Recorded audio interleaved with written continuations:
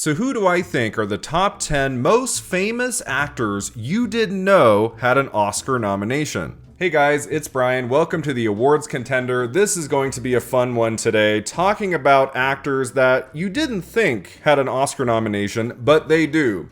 Especially my number one choice, get ready. So this video is going to be all about those actors we adore, who you just for whatever reason might not be aware has an Oscar nomination or even two. Let's begin with number 10, Harrison Ford. Let's begin with a big one. Somebody who we all know, who's been around for decades, has been a part of so many iconic films and franchises, has done really great work in action and comedy and drama, all of it.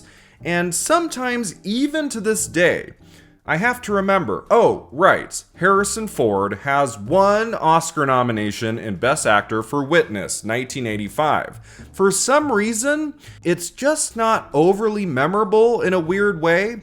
Like, he's not there at the ceremony. I think part of it is he's not even there. And when we think back on all the amazing performances Harrison Ford has given in the movies, I don't think Witness is our go-to. I don't think that's like in the top 5, maybe even the top 10. Like going through the Rolodex of everything he's done, Witness is important for sure, but it's not at the very top. So because he's never been nominated since, because he wasn't there at the ceremony, it's just kind of a forgettable Oscar nomination. And I don't know about you, I always have to be reminded of that. Oh right, Harrison Ford is an Oscar nominee. I'm an Academy Award. No, I heard the intro. I read the intro. Number 9, Dan Akroyd. Dan Akroyd, known for the Blues Brothers and Ghostbusters and so many wonderful comedies. He's mostly done comedy. Like he's in My Girl, he's done a handful of dramas, but you don't think of Dan Akroyd as an Oscar-nominated actor. But then if you go back to the very end of the 80s, he is in Driving Miss Daisy in a supporting role, and he got into the Oscars, Best Supporting Actor. He had no chance in hell of winning, but he's there, nominated at the Academy Awards, Dan Akroyd. And when you look at his body of work, you really think about the comedies, and so it's like, oh right. He also got into Best Supporting Actor for that year's Best Picture winner, Driving Miss Daisy. Kind of a one-off thing. Dan Akroyd is not one of those people you would assume would be Oscar nominated for something in his long career, but he got in for Driving Miss Daisy. Number 8, Sean Astin. So Sean Astin from The Goonies and Rudy and the Lord of the Rings trilogy is an Oscar nominee. You might not know this, and this is kind of a theme of the video. Some actors, like prominent actors we've seen in a bunch of films, got an Oscar nomination for Best Live Action Shorts. That is a theme here. It's going to come up a few times. And so you might think, well, that's too bad. Sean Astin never got an Oscar nomination, but he did. In the 90s, for 1995, he was nominated for Best Short Film Live Action, Kangaroo Court, shared with Christine Astin. So technically, Sean Astin has an Oscar nomination to his name. You know, nobody would know that unless they dug deep and looked into all of these careers and looked at their awards history. Nobody would know Sean Astin had an Oscar nomination for a live-action short film. What is wild about this is that his father, John Astin, best known for playing Gomez in the Addams Family series way back when, he also has a lone Oscar nomination for a live-action short at the end of the 1960s. So, like father, like son. Number 7, JoBeth Williams. So continuing on that track of Oscar nominations for Best Live-Action Shorts, here's another famous person, a famous actress. She's in Poltergeist, Kramer vs. Kramer, The Big Chill. She's a wonderful actress. I've adored her in a lot of things. You would think her lone Oscar nomination would be in like Best Supporting Actress maybe for something. But no, the same year that Sean Astin is nominated in Best Live Action Shorts, JoBeth Williams is there for a short film called On Hope, shared with Michelle McGuire. So JoBeth Williams, like Astin, also has an Oscar nomination to her name. It's not something most people would know, unless they like looked at her IMDb and saw the one Oscar nomination and clicked on it and assume she got in for Kramer versus Kramer maybe, at the end of the 70s. No, she got in for a short film in the mid-1990s, and it's kind of random, right? Very frickin' random. Number 6, Danny DeVito. What did Danny DeVito get an Oscar nomination for? You might think playing the Penguin in Batman Returns, he's amazing in that.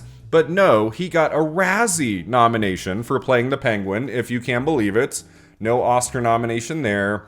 Nothing in the 80s for like Throw Mama from the Train or The War of the Roses or Romancing the Stone. He's very memorable in One Flew Over the Cuckoo's Nest in the mid-1970s. Nothing there. No, Danny DeVito's one Oscar nomination is in Best Picture for Erin Brockovich. He was a co-producer on Erin Brockovich from 2000, starring Julia Roberts, who of course went on to win Best Actress for that film. He is in the Best Picture category along with a couple other people. I think his production company was a big part of getting Erin Brockovich off the ground. And so yeah, Danny DeVito is an Oscar nominee, but not in acting. He's a wonderful actor. I feel like he should have gotten in for something along the way. But no, it's for producing Erin Brockovich. Julia Roberts gives him a shout out in her speech. Jersey Films, Danny DeVito. And everybody over there, everyone I've ever met in my life. And that's all well and good, right? But Danny DeVito, I don't know about you, I think he should have one Oscar nomination for acting. It should have been for Batman Returns. Number 5, Jennifer Tilly. So this marvelous actress who's great in Bound and Bride of Chucky, the entire Chucky franchise, right? Like the films and the TV series. Like she's done a lot of stuff over the decades.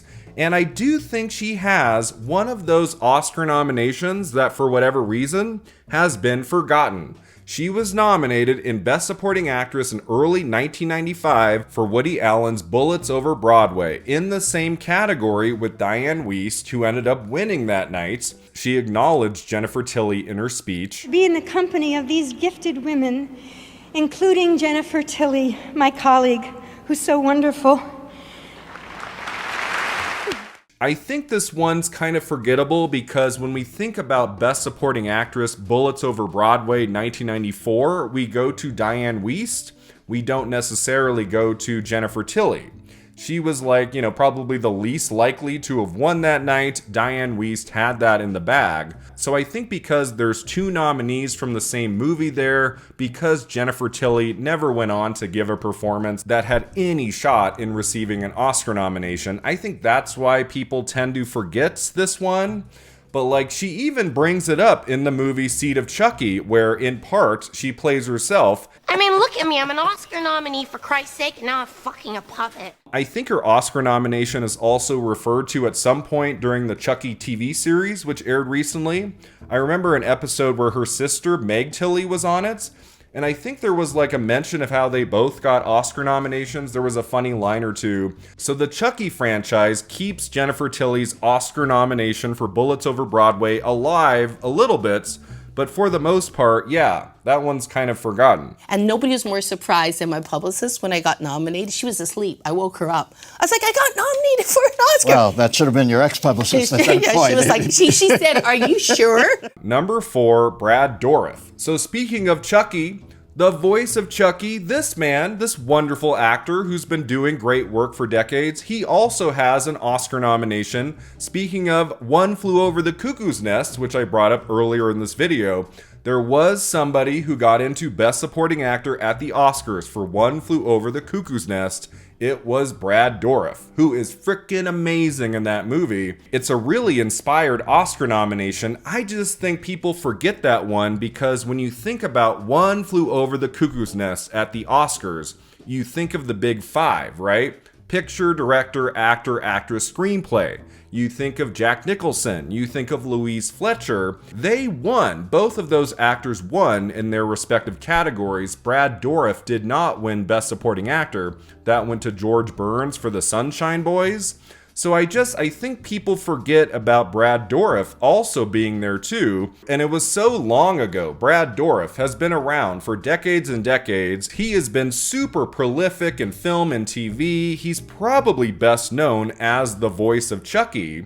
So I do think it's funny that both Jennifer Tilly and Brad Dourif have an Oscar nomination for acting, and they're just not overly memorable. Today, you wouldn't assume they had gotten in, but yeah, both Tilly and Dourif, Tiffany and Chucky themselves, they both have Oscar nominations. Number 3, Christine Lahti. So here is the only person on this list who has won an Academy Award. Technically, she has 2 Oscar nominations. Both, I think, are pretty forgettable. Not that the performance she gives in 1984's Swing Shift is forgettable. She's very good in that film. But she's the only Oscar nominee for Swing Shift. That's the only category it got in. And I just think all these decades later, people probably forget, oh right, Christine Lahti got into Best Supporting Actress at the Oscars for Swing Shift. You know, I can't imagine too many people know that. When I think about Christine Lahti's history with the Oscars, my first thought is that she got into Best Actress for Running on Empty, which did get into Best Supporting Actor for River Phoenix. But no, Lahti only got into Best Actress for that film at the Golden Globes. She did not get in at the Oscars. And then when it comes to her awards history, she's very famous in the 90s, speaking of the Golden Globes, for being in the bathroom when she won a Best Actress trophy for her series Chicago Hope. And it took her a while to get up on stage, and I remember a big moment when I was a kid.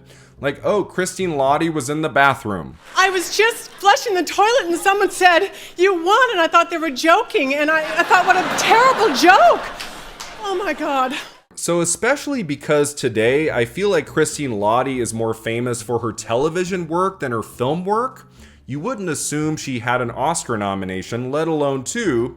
You wouldn't assume this woman has won an Academy Award in the 90s, back in the Best Live Action Short category. Lahti not only has that Oscar nomination in Best Supporting Actress for Swing Shift, she was also the 1996 winner for Best Live Action Short for Lieberman in Love, shared with Jonna Sue Memel. So yeah, isn't that wild? In the long history of Oscar winners at the Academy Awards, Christine Lahti is one of them. It's not for one of her many performances, it's for a live action short film. Go figure. I must share this great honor with all the nominated directors, with all the other men and women out there struggling to make short films. But guys, I'm gonna keep it at my house, okay? Number 2, Gary Buucy. So here's an actor who's been around a long time, has done a lot of action films, became more famous in recent decades for like reality television and, you know, his behavior and stuff. Like, Gary Buucy is not one of those people you look at in a film or on TV or whatever and think, this man obviously got an Oscar nomination for Best Actor, right? He did. He got into Best Actor for 1978, the year Jon Voight wins the category for Coming Home. Gary Buucy is there for the Buddy Holly story, you know, one of his early performances. He got a BAFTA nomination for like breakthrough performance. This was the movie that kind of put him on the map, that got him a bunch of work in the 80s and 90s. His performance in the Buddy Holly story is a great one. It's a really inspired Oscar nomination for Best Actor.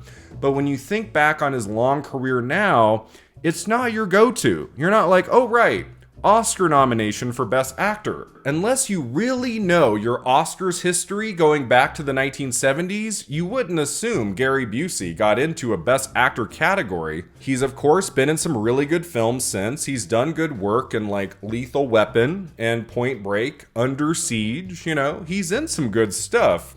But he's never since really given like an Oscar caliber performance. There was just the one, of course, for the Buddy Holly story. And finally, that takes me to the number 1 choice. Who do I think is like the most famous actor who has an Oscar nomination you did not know about? I had to go with one of my favorite actors who I have said in a previous video, it's a shame they were snubbed for their performance in a certain film, and it's a shame they've never received an Oscar nomination. Someone had to correct me and say, oh, actually, he has received one. And I was like, what? For what movie? What performance? Oh, it was for a live action short film. Again, my number 1 choice for the actor you did not know had an Oscar nomination is Jeff Goldblum. This man gives such an extraordinary performance in The Fly from 1986. I think that is one of the biggest acting Oscar snubs of the entire decade. Like, the movie won Best Makeup. Like, they saw the film, they saw the performance, and they were like, it's a horror film, so we're not gonna go there. But like, Jeff Goldblum deserved 100% that Oscar nomination for Best Actor. He is so good in that. And then, of course, he's done some wonderful work throughout the years in Jurassic Park and Independence Day. He's been a part of big franchise films, smaller indie dramas. He's done a little bit of everything. And he's been around since like the early 80s, late 70s. Like, he's in Annie Hall for a moment. He's in The Big Chill. Like, every year or two, he's in something really great. And so you would think Jeff Goldblum would have gotten an Oscar nomination for a performance by now. It still hasn't happened. I'm hoping there's still time. I'm hoping he can get into Best Actor or Best Supporting Actor one of these years. I would be all there for it. But even if that doesn't happen, if he never gets an Oscar nomination for acting, the day Jeff Goldblum dies, he will be known as an Oscar nominee, because the same year Christine Lahti wins Best Live Action Short at the Oscars, 1996, he is also nominated there for Live Action Short Film for Little Surprises, shared with Tiki Goldberg. Was I supposed to know that? Was I supposed to know that Jeff Goldblum got into Best Live Action Shorts at the Oscars in the mid-90s? I didn't know. I was watching the show starting in 1994, so I watched that ceremony, like I might have heard the name Jeff Goldblum, but it didn't stick out, Live action short film. I was like 11 years old. I'm like, I'm not paying attention to that. And it's just not something I would obviously know off the top of my head. I know this is the awards contender. I should know everything, right? Everything should be in my head, especially for one of my favorite actors of all time, the great Jeff Goldblum. But when I made that acting Oscar snubs video for the 1980s, and I said, man, Jeff Goldblum should have an Oscar nomination, and at least one or two of you said, actually, he does, Brian, he does have one in live action shorts. And I mean, my mind was blown, guys. I was like, what? Jeff Goldblum has been nominated at the Academy Awards? I went through 40 years of my life not knowing that, not knowing he was an Oscar nominee. Now that factoid will always be in the back of my mind when I'm talking about Jeff Goldblum and the Oscars, and maybe now it will be in the back of your mind too. Jeff Goldblum, one of the greats, is an Oscar nominee.